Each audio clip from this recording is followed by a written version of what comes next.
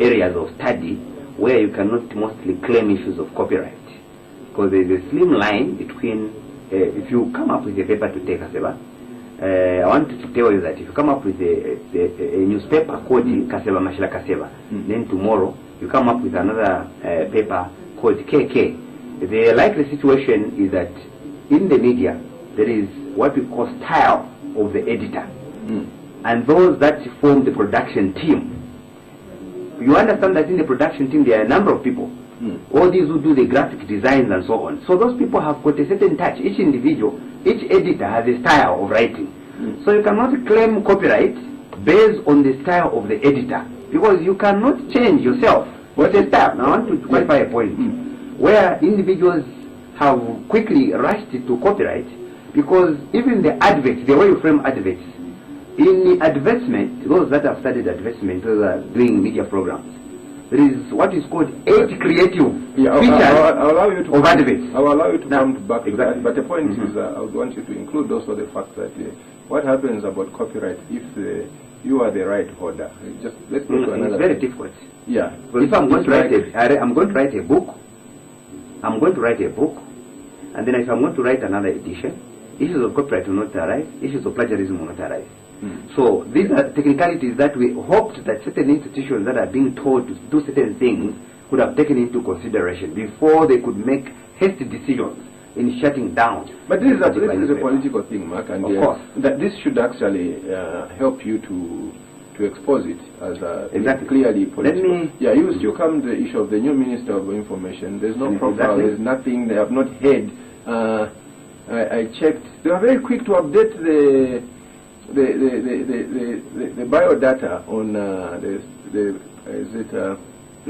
National Assembly website, but we are not getting the person. So I said, what? Did they update before he fired? Yeah, in fact, what we need to do is that in the first place we need to know the educational background of that individual being appointed. We need to know their qualification, where they've come from, are they Zambians and so on. So that information is made available to all the parliamentarians, and for purposes of the country understanding their representatives. I think that is very critical to consider. And the other thing worth noting is the firing of Honorable Chimba Kamwiri. And the statement starts by replacing.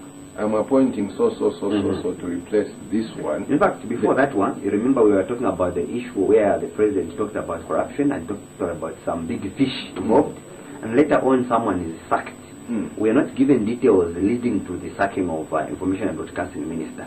So people have been left to speculate. So the media in a way has done some injustice by not making a forum. As much as we appreciate the fact that it is the jurisdiction of the chief executive, who happens to be the president, to fire and hire without even giving a reason. But the fact that information is cumulative, the president made a statement, barely within 14 days, and someone is sacked. So you have what you may call some form of implied, interpretation of circumstances created by the president himself. Because we talked about corruption, talked about some big fish that will fire soon, and one is sacked. But this is only, only one. Maybe to look at it differently, Mark. At least this one has been stopped from being corrupt. The other ones, the monies are moving. And the president is clear that monies are moving. Corruption has never been stagnant. And even the one that has been fired, to really put him to frame him like that, without the anti-corruption, because this matter should have been handed over to anti-corruption before the president spoke. Because right now, everyone is saying who is the most corrupt. That's the discussion going on. Exactly. But the reason why they are saying that is because there was an outcry from the head of state himself, and we made it very clear that there was no fight against corruption, but there was a talk about corruption. And the fight for corruption. Exactly. And fight for corruption, where people are now scrambling to root. Now, let me qualify one very important point as we get to the other important stories emerging on tonight. I wanted also you to keep that in mind, so that you also add on the point that when you have this talk of corruption right before the budget, it really erodes confidence in the budget, and you are not likely to meet the target. Exactly. And the other thing that is worth noting has to do with the amendment of the Constitution, where someone seems to be in a hurry to change laws. It's not consultative, and a supreme law is being restricted to the legislature, which in an ideal situation, as propagated by certain scholars like Mwabweze, that the Constitution must be a document that should start with the people. It must represent the aspirations of the people. So already the aspect of legitimacy will lack. But the point, Mark, is also, again, it doesn't go, it goes against another principle. Changing of the Constitution cannot ordinarily come from a private member's bill, which which should be sponsored by the... While legally there could be a provision for amendment of certain clauses of the Constitution, but we also need to look at the elements of a good legal system, that it must be inclusive, so as to bring about legitimacy. In other words, the aspirations of the people should be well. So the issue is that if this person document gets well, firstly, what is ironic is that the PF gets to support it, but at the end of the day, this is something that will be put through the whole process. The president assenting to it, and the president having to appoint those. And the other thing that we also need to take note in the Constitution amendment is that we have quite a considerable number of new MPs who never took part in the legislative process of this Constitution that is intended to amend. It is important for us to point out at this point that we are likely to suffocate the legal framework in this country if we're going to be making rash decisions in repealing the Constitution or altering the Constitution, knowing that this is a process that has taken us many years actually to arrive at. You may be interested to note that in the initial position there was a technical committee which was established. So if you are going to make certain alterations to the Constitution without subjecting it to even some form of legal framework, you create problems. I know that there is already a legal framework for amendments to be made, or particular portions, in the Constitution itself. But we need to be very much alive to the fact that this is a document which has been in effect for barely a year. And obviously that does not give us a good standing. We need enough time to look at... the other one, Mark, which the supremacy of the Constitution, which is one of the provisions of our current Constitution, provides that you need, as you change the Constitution, you need to put the other laws, subsidiary legislation, in line with the Constitution. For example, you are changing the Constitution and you are maintaining the Public Order Act, going as far back as when Edgar Lungu was born. The Public Order Act comes from the time of 1955. Edgar Lungu was born in 1956, and it comes from the same time of apartheid and Public Areas Act. Now, we need to also make it very clear that the Public Order Act, a number of clauses in the Public Order Act were even used during the colonial era. It is coming from there. From the Public Ordinance and... Exactly, because in 1953 up to 1963, that's the period of the Federation of Nyasaland, Northern Rhodesia and Southern Rhodesia. So you know that the colonial masters were very much alert that Africans do not emerge into nationalism. Strong, So in trying to quell any possible assembly, they needed to know how many people were gathered and for what purpose, at what time. So they were regulating issues of assembly. Now at this time, when matters of human rights have come into the limelight, especially the Bill of Rights, where you have freedom of association, freedom of assembly, these seem to be in conflict with the subsidiary law which you have referred to as the Public Order Act, which in this case is inferior to the supreme law of the land, which is the Constitution. Now these are things that we need to take note of. And the fact that we have a considerable number of MPs that are new in Parliament may suffocate the whole process, because some of them may not even be well informed on certain parliamentary procedures. But which is that is the PF strategy, Mark. Which is the same thing, for example, when you are going to appoint so many people that are incompetent. You know what you are doing? You want to be consulted. You want to do the job, because that is the reason you cannot. You are just celebrating the issue of having a lawyer, Minister of Justice, and he has someone bypass him to start a process. You will not understand. Look, the issue is this, that while we have a long way to go insofar as law reform is concerned in this country, it suffices for us to put it straight that certain ministries are very sensitive, and it's important that as we move with time, we begin to get certain individuals that have certain expertise in particular areas. so that we do not have these misunderstandings. You have a minister who does not understand issues of justice, does not understand the law, and then you make them justice minister. He's an agriculturalist. Exactly. And even in the same agricultural area you're talking about, it's at an inferior level of tertiary, or rather the tertiary level. So now what we are saying is that we need to understand that when we appoint ministers, they are representing 15 million Zambians. And that is how sensitive matters are. Because tomorrow you have the same minister representing Zambia at an international summit where they'll be discussing serious legal issues. Okay. You create anarchy in the country. Let me also quickly get to another issue. Yeah. This is the time ECZ is owing over 60 million kwacha. Yeah, and the media has not done justice on this story. Exactly. They have reported this matter. No media house is asking ECZ on the budget that was initially passed for this particular election, where the money has gone and why they've not paid, and indeed some of the monies that may have come from the donors. Now that you are bringing in figures, I think I'm also talking donors. We have the EU.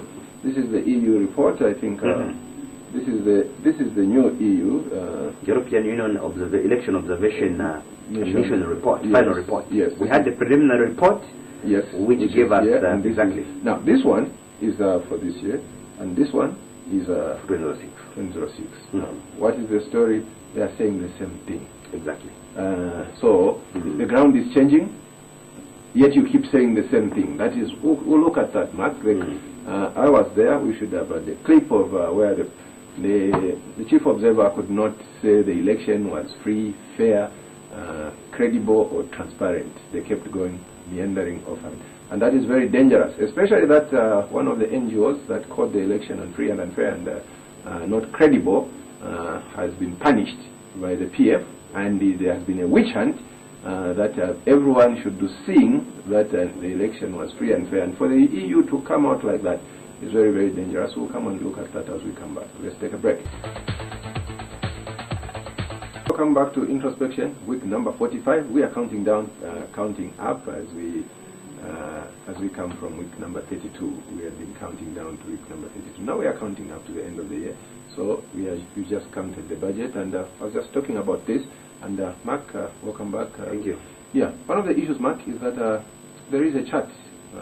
There's a pie chart where PF gets 60% of the coverage, and government, and then ECZ, and then about 23, then the opposition leader 3%. Now you can't call that election free and fair. Yeah, because when you go to the Electoral Process Act of 2016, issues of equal coverage to all political players is very critical. And the Constitution itself also talks about giving, having all the political players have access to public media houses. So you have the post, the must going down in the process of this election, and even that cannot still constitute unfree, unfair, and not credible, and not transparent, and not rigged. You can't use those terms. Yeah, exactly. One of the primary responsibilities of a media is to be a whistleblower, so as to provide public accountability. But when you quiz the media, you basically also keep information that is intended for members of the public secret. And that's the more reason why we've been advocating for access to information, a bill to be enacted into law, which I believe is not forthcoming, because the minister the minister who rejected it has been sacked. Maybe if we make a follow-up whether this one shares the same position. You don't have access to the same minister. How do you expect now the we are minister saying to create access? The newly appointed information. That's the point I'm making. Is she accessible? Is she? When is she? No, that's what I'm talking about. Because what it is that if someone who just jumps on the bandwagon, it's moving. They have to understand the PF manifesto. They have to understand the revised National Development Plan. They have to understand also the policy realignment that have been going on. They have to understand the IBA, the Act. They need to understand ZICTA. Yeah, they need to understand how public media houses operate. We are so limited on signal because of our radius has been so limited. A lot of places are off the GoTV arrangement. So we have a lot of calls. Every time you go online, people are talking. And yet in a normal situation, through the minister, the outgoing minister, that digital migration was going to enhance the very thing of reception. That is the viewership will improve. Exactly. The viewers are going to have quality sound and quality picture and signal But right now, from Mulobezi to Chidelabombwe, people are complaining. We're in a reverse gear. Yeah, I agree with you. But I think we have quite a lot to... now, I'm bringing that in context of this new minister, who... There are challenges which we really have to address as a country. And the biggest problem that we have is that 5 years term. Can you go without us addressing any of those problems? The digital migration has been a failure, and all of us have to agree that we have failed to migrate, and that's the more reason where there is analog, and obviously that is not actually positioning us well in the region insofar as IT is concerned. So the digital migration is failing. It has failed. You knock out the watchdog. You knock out the post. Now, what we're likely to see is a situation where certain institutions now are advancing to social media. Yes, I think you know. But yeah, again, a talk about social media and a way of trying to regulate social media. Now, all these border on media freedom, and I know that freedom is not absolute.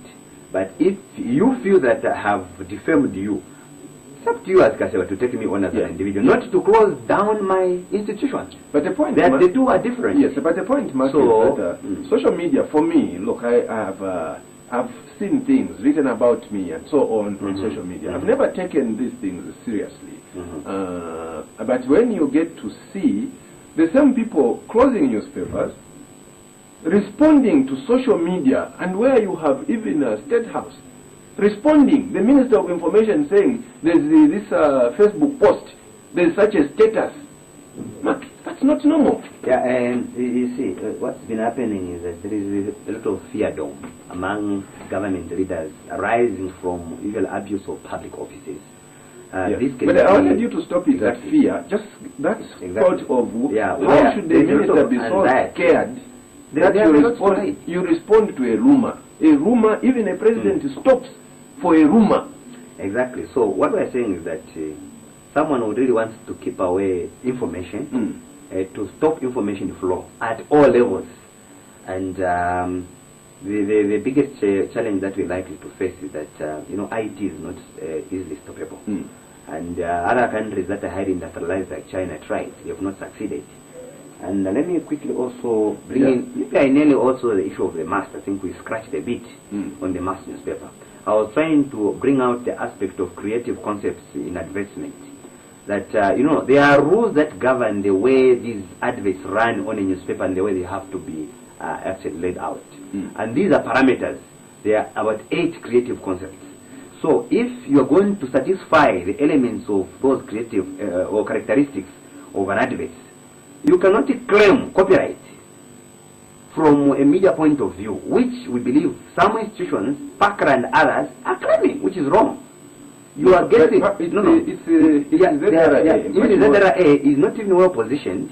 I'll tell you something. Claiming evasion of tax and failure to remit various taxes is one thing. To register a company is another. And even to register I'm sure you are following the two. And to register for tax is a different... If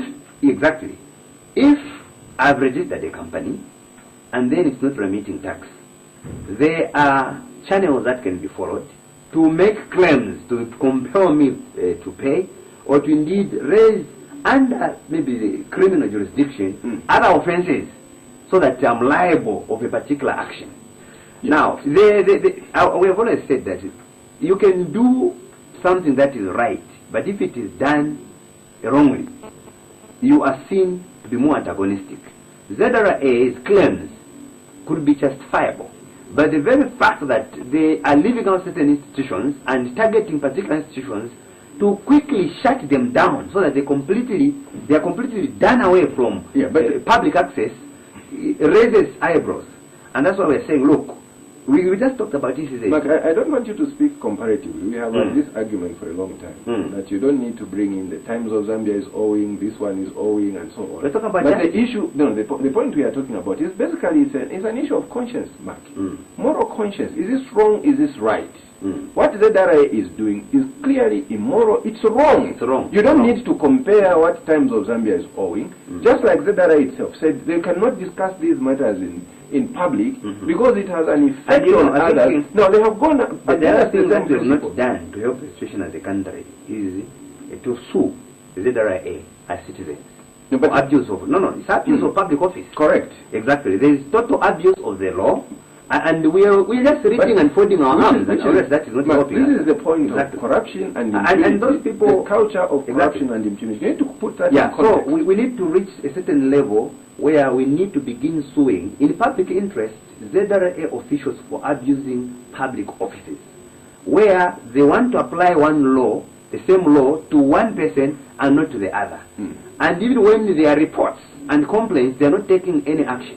Yeah. So those are some of the things the that other should one, be taken into well, consideration. ZNBC is in court. The other one is the issue of the post coverage or the masked coverage.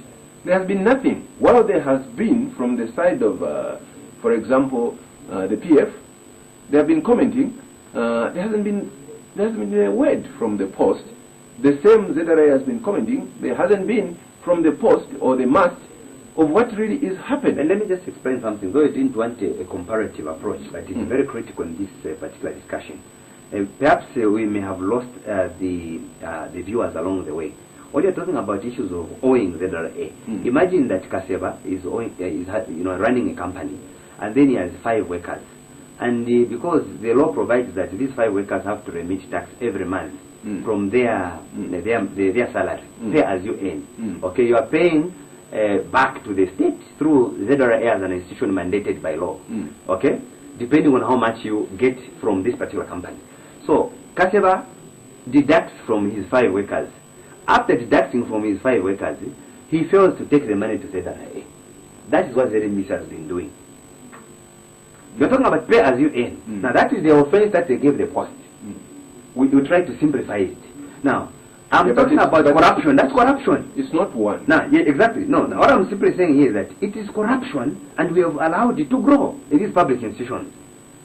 When the Auditor General's report comes out, it's like a song, and we leave it like that. The same thing is affecting ERB. ERB is also owing ZRA.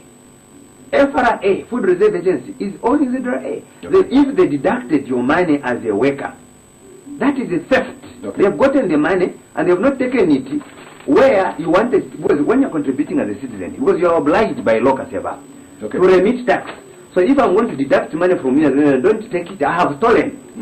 Now, Zambians should come to a level, including media houses, where they need to begin educating the masses on the importance of remitting tax. Here is that is very a pull-out of the president's birthday. You can see this is the Daily Mail as in full page. Let's place that is a very nice picture. It looks young. Yeah, then you can see gentleman there. This is as you can see, this is a full So page. the question that you ask is, Pull out. Now the point, as you can see, is that an advert? no, it's a supplement. It's coming. No. Don't think it's an insert because it's tied to a story. I think I could see what was looking like. This is a supplement. Now the point, What is very I'm bringing it out as an issue of corruption and abuse. Yeah, which because you are talking about. Yeah, we're talking now about. when you look at it's an insert. look at this. This is just a blue suit and I can. and which is this is the what? This is the same photo. This is the supplement. Now who is supplementing? It's a Daily Mail. Now that's a public institution again. So these are some of the things that. So the Daily Mail is different from the news. Why Lungu is popular with ordinary people, Exactly. dressing for the top, and then you say Lungu, President Lungu 1060. President Lungu, not Edgar Lungu, 1060. He was born at Ndora Central Hospital, tracing Lungu's Mukuba roots, and then they put him as a president. There's an artwork there of him as a president, and then here, leader with the passion. Now, the issue of there's something for me, Mark, the failure to, maybe we can start it from the beginning. 60 years means that of the 6 presidents, the first one ended at 67 years. That's when he went out of power. The second one ended below 60. The third one ended just below 60. The fourth one ruled from the 70s. The fifth one also ruled in the 70s. Yes, the fifth one also ruled in the 70s. In the 70s. The 60th one is ruling from the 50s to the 60s. Now, which for the majority of them, that is the cutoff point below which they were leaving power. So what also comes out is that some of the characteristics you get to see is that when you have, this is a very young population, Mark, and when you have presidents that are coming in the 60s, the 70s, this is where it explains to you the dictatorship, the tendencies to really want to bully the nation because you want to think you are a father of the nation in the real sense, and that people should not ask questions and should not, you can't be thought to be young. For example, Edgar Lungu is already a grown man. You can't think of him. Look, for example, he says he was born at Indora Central Hospital. Now, the 56 we are talking about, Mark, I don't know how he went to Indora Central Hospital. Look at the documents. He has omitted, the people have said, oh, he's also lived in Mutendere. He has omitted that. He's from okay. In other words, what we may be talking about is a profile. How is the profile written? Yeah, which is where I'm exactly. saying. So what we are trying to point out on a dictator, the issue is that he tells a story the way he wants it to be. You cannot question that. This is what has happened in this. So maybe trying to profile the president or President Edgar Lungu, we have to go back to where he's coming from before he becomes president. When he started. Who is his friends? Exactly. Who are his classmates? If there could be any. You make it very interesting as an editor. Take note of those things and what was his hobbies. Is he into soccer? You know, during his free time, what does he do? Does he go on a drinking spree? And what, you know, all those things. I know other people bring in the type of beer and so on, but you make it very interesting. That should be said. Nah, yes. What I'm saying is that what we are saying is that you make it very interesting. You're trying to profile. To profile is to talk about me. If I dropped out of school, it's part of my profile. If I was a dropout, I failed. The issue of him being debarred. Exactly. That's part of the profile. And in other words, you are telling. No, that it will not come through, man. You are telling a story. Him defecting from UPND, well, that is there. But the issue of how did he start with UPND? Yeah, why exactly. He was also a member of the United Party for National Development. Has he gotten any of their manifestos in his leadership style, or has simply taken over what he found in the Patriot Front? So all those are things that should be taken into consideration when trying to profile someone. And who was the mother, who was the father? You know, how did he come to Lusaka? How many portfolios he has held before? How many children he has?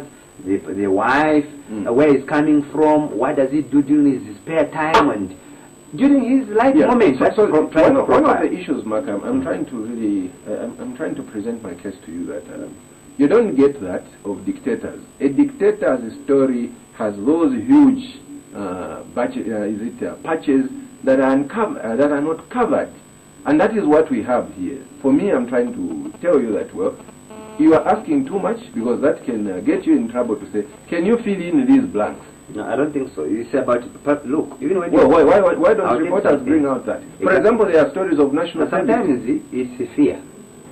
Yeah, that's not that they are being told what to do. When you become irresponsible as a reporter or as a journalist, you leave out very important information like we are mentioning here. Yeah, but if someone arriving in Zambia is reading about Edgar Lungu, you will not understand where it's coming from. President Mr. Mulongoti will assist us. I'm also calling him president. And, budget, hoping. Yeah, for me, I'm not as keen on the budget because I've had 5 budgets, all of them lies. No, you don't lie. I think the issue we are raising is that it's not pro people who transferred the. Yeah, I've not had the issue of incentives. You need to incentivize so that you have productivity. That is the issue for me I'm looking out for. If you are pro-poor, incentivize certain things so that the people will pick up production. The same that has happened with fuel. People that had 3 vehicles, they have packed 2 and they are selling less fuel, and you think you are making money. I mean, that is very Dow economics. And let's take a break, and we'll continue from there with our President Mulongoti assisting us on this issue of profiling the president, 60 years. Week number 45. This is a week in which we say happy birthday Edgar Lungu, and we say farewell Chimbakambwili, and we say well, is it well done Mtatis with you and Fording, and we say is it a farewell, is it Masha Moyo? That's the week we lost and buried Masha Moyo. and then we still have a couple of other stories. Mark, we also have the report from the EU, which cannot say free, fair, transparent, credible. They can't say that. So one of the issues are they have about 32 recommendations, and majority of them to ECZ, and why they couldn't just go to ECZ and present that, and government. That is one issue that... well, the challenge is that those just remain mere reports, and they become a benchmark for future action as a country. And when there is enough publicity... You are an observer, so why would you want to recommend? You are an observer, you observe, you write a summary. If you are going to do a research, you do research findings. You don't say, here are my research but recommendations. What happens is that in every research you have to make recommendations. Yes. It's part of the layout of every research. That when you face challenges, then you make recommendations. That becomes the last part in every research. After you've identified some of the challenges, then you recommend that we would recommend that you do ABC as a control measure or as a remedy to some of the things that you felt. But I think the nature of the research, Mark, in this case, that's more like a case study. In this case, the election, there's always it's the same thing, Mark. I'm trying to quickly summarize this one to get you back on the budget. It's also the issue of what we got from the Constitutional Court, where the law is very clear. Not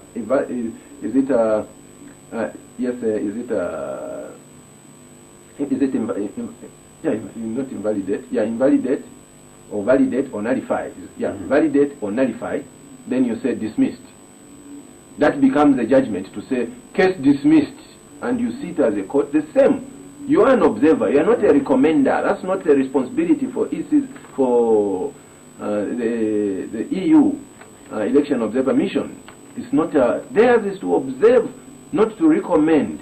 We are not short of recommendation, Mark. We know what is wrong. Yeah, but what happens is, because it's an academic exercise, as you may be aware, it's an academic exercise, so in every research, but that's not the point. If the research has no recommendation, you fail a dissertation. No, Mark, you're being too academic. This is a practical situation of an election. This is what I want to bring out here. I want us to move off this. This is a practical situation of an election, and an election must be able to express an opinion, a judgment, to say, this is what I found.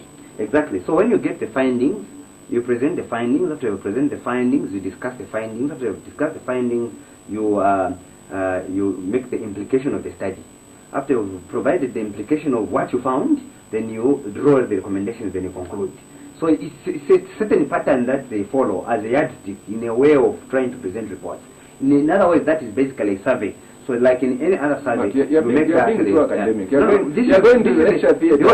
We are dealing with a story here. Exactly. You go to write a story. They tell you the EU is presenting a report. What is the story? This is a newsroom discussion. Exactly. It is captured by the media, and I'm not talking about the report. If it's captured by the media, this is the media. Exactly. It's captured by the media now because we presented the report. If the report is presented, it's presented as it is, like I explained, and then if it is going to be captured as a story, the story can capture what challenges they discovered. This is what we found in Zambia. Because it's a story.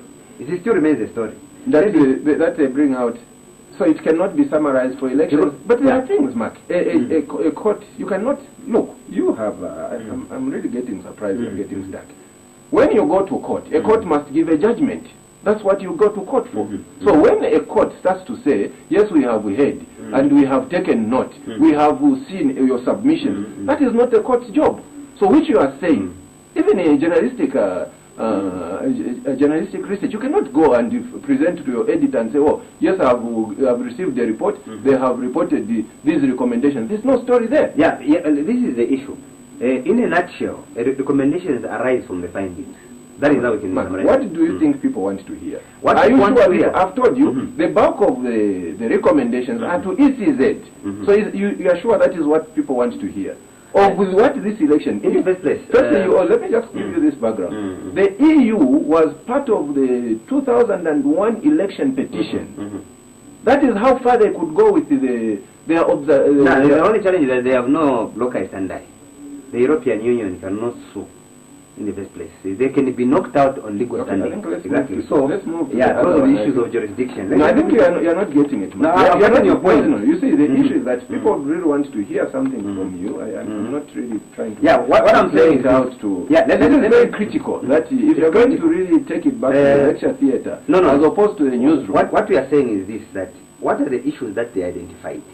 They may have identified some anomalies or problems in the electoral system from the time of the campaigns or before, during, and after Okay, election. I gave you one example: unfair Exactly. coverage. So it's not possible to call an election, to call the whole election unfair. Yeah, because it's not- on the those basis things, of yeah, those things came out. yeah, so that should Public be Order denied. Act. It's not possible to call the election unfair because of the administration of the Yeah, Public when you Order look Act. at the Okay, the killing report- of cadres. Is Mhm. no, I'm trying to have you. No. What you are bringing out has already come out in the report. That's why I told you that the findings come out. So if you have these Uh-huh. findings, you Uh-huh. cannot make a judgment of what your findings lead you to say in 3 words: free, fair, transparent, credible. You can't say that. Exactly. That is now in the conclusion. So from Okay, that is not there in the Exactly. conclusion. So now what it is that no. In the finding, they've made it very clear. I'll give you an example. Those statistics that they brought out, they tally with the preliminary report. For example, 60% for Patriot Front, 23% for maybe ECZ, 3% for HH. And then they are drawing, if you go through it again, they are drawing that it was mad with irregularities and unfair coverage. It's a statement. They're giving the outlook of the general situation. So therefore, you can give the overview of saying. Yeah, of course, that's what they did. So at the end of the day, they are asked questions.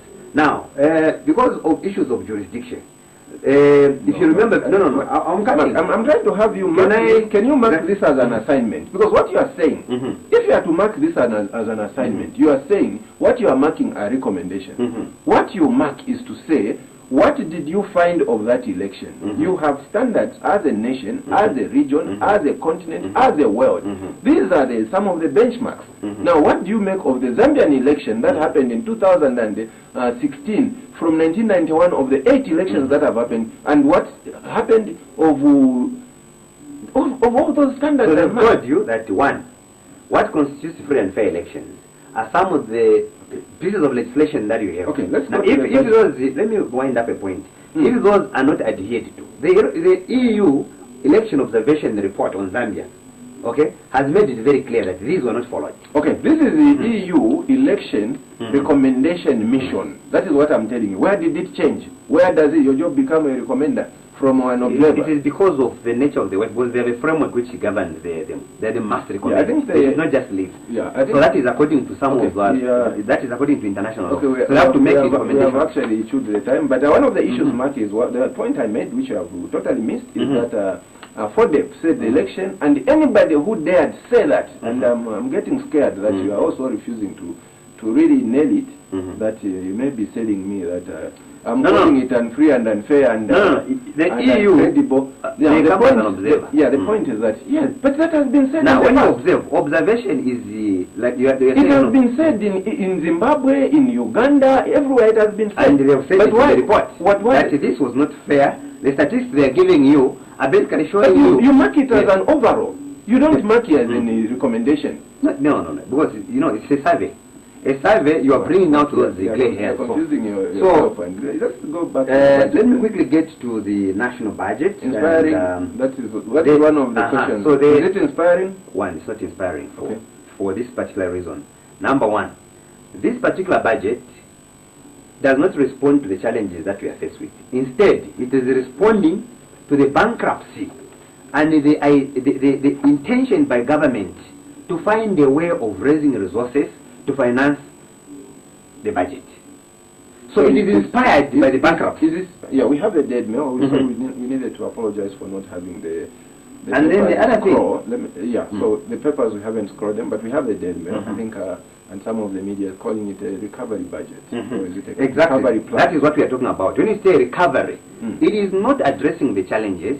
It is basically trying to respond to the bankruptcy. We are bankrupt, and this is what we put forth. When we told government leaders that we were bankrupt, they refused. They said we are not bankrupt. Government was on course. Now they've gone back and they're telling us that we cannot spend what we do not have. When you do not have, you are bankrupt. You are simply using other terms. When you do not have, you are bankrupt. I want you to just factor in one point, Mark, is the issue of corruption. You cannot talk about all these growing things and expectations without addressing corruption. And for example, for me, the issue of you can't have, for example, Chikwanda just walk out like that. Sata said the ministers were corrupt and they had grown fat and so on. Edgar Lungu comes, he says the same thing. And you have the minister walk out, no anything like a review or any handover. Yeah, exactly. And the other thing is that in the first place, the failures in 2016 were many. But the Minister of Finance gave a blanket statement of the economic challenges. But look at the projections that were made. Just two critical examples. For example, Honorable Alexander Chikwanda, whom we have referred to, told us for the budget in 2016 that our GDP was going to grow at 5%. And it was growing between 3% and 3.5%. Other international institutions conducted the research. They challenged government. Government could not concede. And then the next thing is that they were going to limit domestic borrowing to 1.2. We went beyond, Kateva. And then we were told that our inflation was going to rise up to 7.7%. Kateva, it is embarrassing to state that we went above 20%. Now, so the 2017 budget, now trying to link, the 2017 budget needed to respond to these challenges that we face. Number one, this is how we intend to address inflation. Number two, this is how we intend to address the issues of the GDP, which has been growing at 3% or 3.5%. Number three, we failed to hit or to limit our domestic borrowing to 1.2%. We went beyond. So this is how we are responding. So now, what we are doing is an haphazard arrangement. We are just starting afresh. I'll explain to you. There's no admission. That is for me. There is nothing. Then, if you look at the Daily Mail, they are pointing out, I think, 3 areas. They're talking about the infrastructure. They're talking about mining. They're talking about agriculture. And then they're talking about them as a priority. You can't run the government like that. You must have a priority area, not areas. Okay? Because in a normal circumstance, it is asking for too much that government has the capacity to control mining activities today, because prices are determined by the London Metal Exchange. And the London Metal Exchange prices are also determined by the buyers, who are the biggest consumers of copper, China. If the economic activities in China slow down, the London Metal Exchange, in terms of the demand there, will be affected. The price. Yeah, now, let me quickly get to the next one.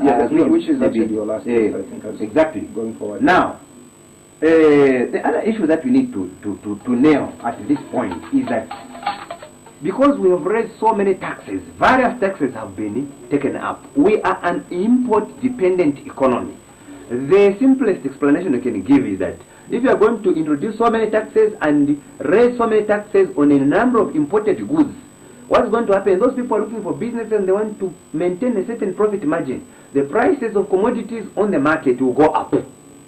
Already, fuel is already up.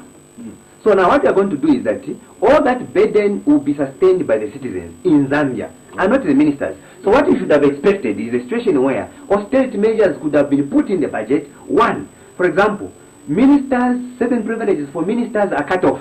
Then for a period of 1 year so that you can observe the trend. Number two, we reduce maybe gratuity for ministers. We are responding because we want to actually respond to a crisis. Number three. The other point is this budget is elitist or the elitism of this budget. It's not even that, because if you bring it to elitist, it will be gunned down. It's a tragedy. We have not had a bad budget before like this one. Okay. The last time we had a similar budget, it was in 2001. But it was understood because we were highly indebted. We are already highly indebted. Okay. And it is very clear that we really need to service the loans that we have. I wanted you to touch on the issue of coverage and the interpretation. I'm seeing a lot of things not being properly put, correctly put by the media. Some of it just plain lying. They say numbers don't lie, but when I get to see certain numbers lying or failures and targets and so on, I've heard too many lies and I've read too many lies. That's what I was talking about, a priority area. Yeah. You can't bring so many things in a cup. What we are saying is that we are not trying to trash the whole budget, but we want to bring them to reality. That look, what you are not, what you are talking about, as in trying to fix, was damaged in 5 years. Okay. You cannot address, you cannot put austerity measures by upgrading taxes in 1 year. It must have been done in a graduating manner, and that is what we have taught them. So you tax the rich, you tax the rich, you subsidize the poor. That's the principle. No, you are subsidizing the rich already, the young people. That's the point I'm making. That's what we are saying here. Yeah, the normal way is you tax the rich, you subsidize the poor. Now it's the other way around. It's the other way around. Yeah, so it's you and I, Kaseba, who will subsidize these people in government. They are not saying anything. Okay. They are bringing vehicles without paying duty, and they are not talking about it. Okay. They want to make it appear it cannot be changed. Okay, we need to say happy birthday, Edgar Lungu. I think that is something that we needed to say. And, I'm saying happy birthday, Edgar Lungu. They are saying happy birthday, President Lungu. If you can get an appointment, Mark, you need to say President. You can end up being a minister, a PS, and so it's very sad that the president cannot be seen for what he is. Edgar Lungu cannot be seen for what he is. I think I met some old man who told me we didn't call him Edgar. It's you calling him Edgar. He used to be Eddie. So there are people, some people who know him from that way back, and those people are blocked because people want to really be seen, to upstage the president so that they are promoted, and they are using that. So that is how the show has been taken, as it's the show of the president been taken as Edgar Lungu the president, and not Edgar Lungu as a person.